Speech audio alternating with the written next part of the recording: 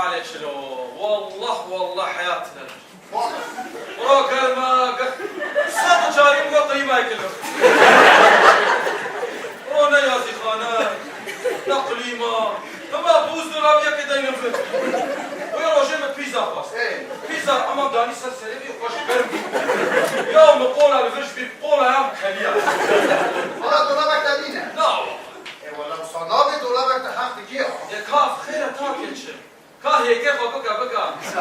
مسألة كتاه كاه هيك الكا. أنا بحث هيك كل مسألة كان بيرام. هذا كل شيء ده هي أنا. خمسة شكل كم. هذا شيء كم. عزيز ترى بحث مسألة. روشك يا هبولا كمان شو مراد حب فوق واني فوق. فوق شيء. لا فوق أي واحد. يا صار جمال ما نجي صار تجيله. شو مراد أني تيجي كونينا. إذا كوا فادي بكا مازن بكا كوا هيك ما شو بكا بكوشي أكثر باش زاني. هيك فوق. يعني فوق هيك. هيناك. شرح هيك كيف تقصي سريتا. هذا كده حاجة أقول بشكل هذا.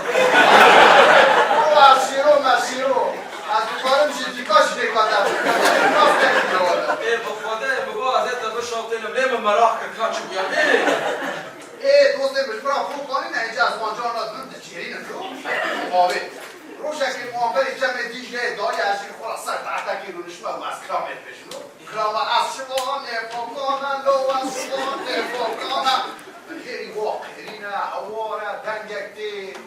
زانی با خود دنگت از شو منیری واقعا نه تا آبی زویه را خواهی کلو به دوش حافظه کتن هر دو ایوانه از دقیقه دنگات چه وان بسکن لا بسکن کس لا سکنه اما از شون والا آقا از ارتادا از آقا سکنی زانی میگم هر دو نکشن او بلو بزه کتل مکمن از خود کن آقا بزر ما دادم چه دو